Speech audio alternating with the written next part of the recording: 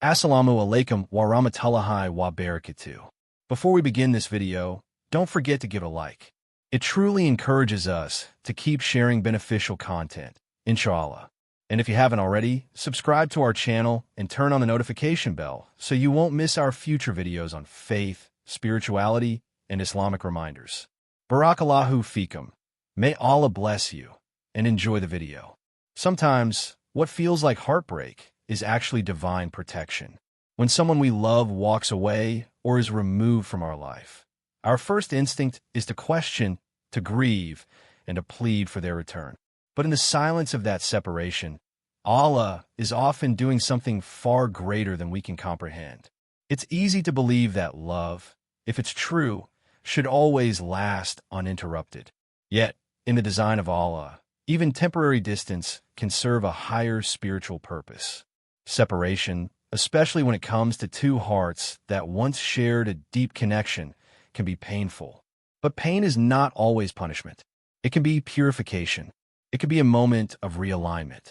Sometimes, Allah separates you from someone because He wants to purify what existed between you. He removes the person so that your dependency shifts back to Him.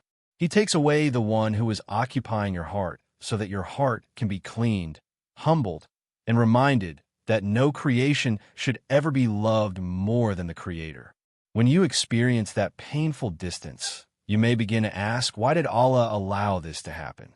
Why would He put this person in my life, allow us to love each other, and then take them away? These are honest questions, but they also come from a limited view. Allah sees what we cannot. He sees what that person may become, what you may need, and what both of you must go through before being ready to fulfill a purpose together. Sometimes, people are not taken away forever. They're removed temporarily so that both of you can grow separately and then come back together in a way that is more aligned with divine will. Growth rarely happens in comfort. Many times, it is in solitude, in distance, and even in heartbreak that people transform. One or both people in a relationship may need to undergo a season of personal refinement. Perhaps there were toxic patterns, unspoken wounds, immaturity, or spiritual negligence that would have destroyed the relationship if Allah had allowed it to continue. So, He separated you, not to end things, but to protect the bond from being completely ruined. The separation becomes a divine pause, not a full stop. In the story of Prophet Yusuf, Joseph, peace be upon him, and his father Jacob, peace be upon him, we see a painful separation. The father loses his beloved son for many years. Yet, during those years, Allah was preparing both of them. Yusuf became a man of great status and wisdom, while Yaqub's love remained steadfast and pure. When they finally reunited, it was not just a reunion of a father and son. It was the fulfillment of a divine plan. Similarly, you might be going through a season where Allah has separated you from someone beloved, not because the love wasn't real, but because the timing wasn't yet divine. Allah says in the Quran, "Indeed, with hardship comes ease." Surah Ash-Shar 94:6. The separation may be the hardship, but the reunion, if it is written, will be the ease. However, the purpose of that hardship is not just to make you wait. It's to make you transform. It's an invitation to return to Allah, to reflect, to grow in tawakkul, trust in His plan, and to realign your desires with what pleases Him. That means if someone was removed from your life, perhaps you were loving them more than you were remembering Allah. Or maybe you place your happiness in their hands instead of in your prayer mat. Allah, out of His mercy, will remove what distracts you from Him. But He can also return that same person once you've both come back to Him first. The heart has its own journey, and sometimes two hearts need to walk away from each other only to meet again at a better intersection, one paved with patience, healing, and divine guidance. It's possible that Allah is sending that person back, but not the version you once knew. The person returning may be more mature, more aware of your value, more connected to Allah, and ready to build something lasting. But for this to happen, both hearts must be prepared in the absence. The time apart must be sacred, not wasted on bitterness, blame, or sin, but spent in sincere introspection, du'a, and trust in Allah's timing. There is no wasted pain in Islam. Every moment of longing, every tear, every whispered prayer and sujud is counted by Allah. He knows your heart. He knows the love you carry. He knows the confusion you battle. And if He is truly sending that person back to you, He is also preparing you to receive them in the right way, with wisdom, boundaries, faith, and clarity. Allah does not reunite hearts for them to repeat the same cycles. He reunites them for them to glorify Him better together than they could apart. So while you wait, focus on becoming. Become the person who would protect the relationship, not ruin it. Become someone rooted in Allah, not shaken by circumstances. Let the separation be a spiritual awakening. And when the time comes, if it is written, you will find that the return of that person is not only a sign of love restored, but faith rewarded. Because Allah never breaks His promises to those who are patient and trust in Him. When Allah is sending someone back into your life, it doesn't happen in confusion, chaos, or emotional instability. It happens with clarity, peace, and spiritual signs that point beyond coincidence. Sometimes we question if the return of a person is truly part of Allah's plan or just a repetition of an old pattern. But if you pause, silence the noise of your emotions, and turn to Allah with sincerity, He will not leave you in confusion. He is Al-Hadi, the guide, and He never leaves a heart that seeks Him sincerely without direction. One of the first signs that Allah is orchestrating the return of someone in your life is a deep sense of inner peace about their reappearance. Not anxiety, not emotional desperation, but a calm certainty that feels like relief. Your heart doesn't feel afraid. It doesn't feel like it's walking on glass. Instead, it feels aligned. Even if you don't have all the answers, you feel that Allah is guiding this reconnection with a sense of purpose and serenity. This is very different from emotional craving. The peace that comes from Allah doesn't rush you. It grounds you. Another sign is the presence of dreams that carry spiritual weight. In Islam, dreams can sometimes carry meanings, especially if they leave a strong emotional impact and come during the last part of the night, the time when Allah descends to the lowest heaven and listens to the prayers of His servants. These dreams may show reconciliation, communication, or symbols of peace involving that person. However, one must be cautious. Not all dreams are divine, but if they are recurring, vivid, and align with your prayers or feelings of calm, they may be Allah's way of softening your heart or preparing you for a return. Also, consider how the return of the person feels spiritually aligned rather than emotionally forced. In the past, you may have felt like you were chasing the connection, begging for answers, or forcing communication. But when Allah brings someone back, it doesn't come with struggle. The conversations flow with sincerity. There's a sense of maturity in their approach. You don't need to beg them to see your worth. They see it clearly. Their return is not filled with manipulation or ego. It's marked by humility, clarity, and the willingness to heal and move forward with intention. That is a clear difference between human will and divine orchestration. Another major sign that this person is being sent back by Allah is true change. Not surface change, but spiritual and behavioral transformation. If they are being returned to you by Allah, they won't come back as the same person who hurt you. Their heart will show signs of tawbah, repentance, growth, and a desire to do things right. They will take accountability. They will respect boundaries. They will bring Allah into the center of the relationship. And if you have changed too, if you've spent time in reflection, worship, and healing, you'll recognize that this is not a return to the past, but the beginning of something higher and more sacred. Pay attention also to divinely timed events, the small moments that only Allah could orchestrate. Maybe you both kept running into each other in unexpected ways. Maybe a third person brings up their name randomly when you were praying for a sign. Maybe you were making du'a at night, and the next day, they message you with an apology. These are not coincidences. Allah is subtle in His signs, but when He moves things in your favor, it feels like everything is suddenly aligning. Your heart says, "This isn't random. Allah is speaking to me." It is also a sign when your connection begins to bring you closer to Allah rather than further away. The return of this person should make you feel more spiritual, more grateful, more connected to your faith, not more distracted, anxious, or attached to the dunya. They push you to pray. You remind each other of Allah. The conversations become more purposeful. When this happens, it's a strong sign that the relationship is now rooted in something deeper than emotion. It's built on the remembrance of Allah, and any bond that centers around Him is protected by Him.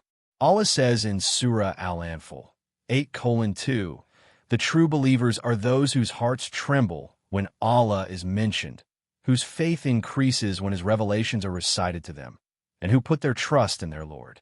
If this reconnection increases your remembrance of Allah and strengthens your faith instead of weakening it, then it is a sign that He is involved in the process.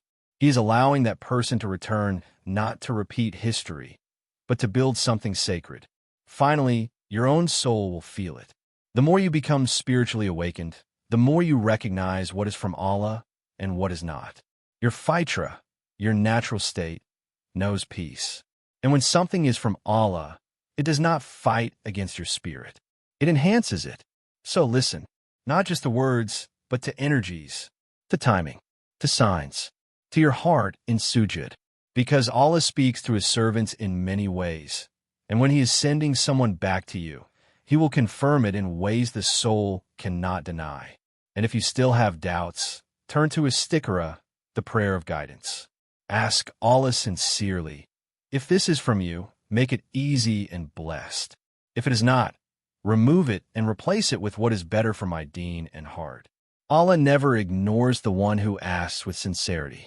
And if this person is truly being returned to you by Allah, every step will come with His confirmation, not through force, but through divine peace.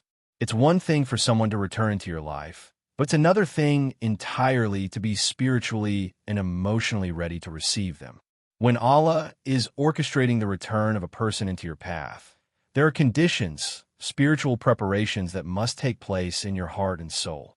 Without those internal changes, you may simply repeat the same cycle that caused the separation in the first place. Allah doesn't bring someone back to watch both hearts fall into old habits. He brings them back when you are both ready to honor the relationship through faith, humility, and submission to His plan. The first step is sincere repentance, tawbah. Whether you hurt the other person, neglected your own values, or placed them above Allah in your heart, there's always something to seek forgiveness for. Tawbah is the cleansing of the heart that creates space for better things to enter. Without it, you carry bitterness, pride, or emotional baggage into something that is meant to be new. And even if the other person was the one who caused the pain, you still turn to Allah and say, "Ya Rab, if I contributed to this distance in any way, knowingly or unknowingly, forgive me and purify my heart." The second preparation is learning to trust Allah's timing, tawakkul. You cannot receive someone in peace if you're still operating in fear. Fear of being hurt again, fear of being abandoned, or fear that they'll leave. Tawakkul means placing your trust not in the person, but in Allah. You begin to understand that your heart is safest when it rests with Allah, not with creation. That trust gives you the strength to be calm, clear, and discerning. When your soul trusts the one who writes your story, you no longer cling to people. You welcome them without anxiety, knowing that what's written for you will stay, and what's not will gently fade away. Another essential step is making Salat al-Istikhara, the prayer of guidance. Even if everything seems perfect on the outside, peaceful reconnection, good intentions, mutual feelings, you still turn to Allah for final confirmation. You say, "O Allah, if this is truly from you, make it easy and filled with barakah. And if it's not, remove it and replace it with better." Istikhara is a sign of spiritual maturity. It means you care more about Allah's will than your own emotions. Finally, work on yourself during the time of waiting and transition. Strengthen your deen, reconnect with the Quran, build consistency in prayer, and heal any insecurities or wounds that may sabotage the relationship later. When Allah sends someone back into your life, He also expects that you've evolved into someone who will protect the blessing He is giving you. You don't wait passively, you prepare actively. Because when Allah reunites hearts, It's a sacred opportunity, not just for love, but for elevation. When Allah brings someone back into your life, the return is not the end of the journey. It's the beginning of a new chapter, one that must be built with wisdom, patience, and spiritual depth. A relationship reunited by Allah carries a responsibility. It is no longer just about emotional connection. It's about creating a bond that reflects divine mercy and guidance. If Allah has orchestrated this reunion, then both hearts must now protect what has been restored by walking together toward Him. The first foundation you must establish is putting Allah at the center of your relationship. This means praying together when possible, reminding each other of your spiritual duties, and keeping your intentions pure. Your conversations should no longer revolve only around feelings, plans, or desires, but around growth, values, and how to please Allah together. When two people put Allah first, their relationship becomes stronger than any test because it is not built on the fragile surface of emotion, but on the solid ground of faith. One of the most powerful ways to maintain a blessed reunion is through consistent duʿā, remembrance of Allah, and shared worship. Encourage each other to pray on time, to fast, to give in charity, and to seek knowledge. A relationship that involves helping one another get closer to Jannah is a relationship that is divinely protected. The Prophet Muhammad said, "The most beloved actions to Allah are those that are continuous, even if they are small." Imagine the power of consistent, small acts of worship shared as a couple. They not only strengthen your bond, but also invite the presence and blessings of Allah into your lives. Communication must also change. In the past, words may have caused harm or misunderstanding. Now, your speech should be softened by Iman, your arguments tempered by patience, and your listening shaped by empathy. Speak to each other as believers, with mercy, truth, and humility. Remember, the Prophet said, "The best of you are those who are best to their spouses." If this is the second chance Allah has given you, treat it with honor. Be gentle with the heart He returned to you. Avoid falling into old habits or sins that may have led to the original separation. This means setting boundaries, avoiding what displeases Allah, and choosing righteousness even when it's difficult. A reunion from Allah is not just about happiness. It's about responsibility. It's about showing gratitude by honoring the connection and protecting it from ego, pride, and distraction. Lastly, remind each other often that this love is a trust, amana, from Allah. You don't own each other. You are companions on a journey toward the hereafter. If you keep this mindset, your love will not only last in this world, but echo into the next, where you can stand before Allah and say, "We walked through tests, we fell, we rose, but we always tried to return to you, together." May Allah bless you and guide you to a life filled with mercy, love, and tranquility.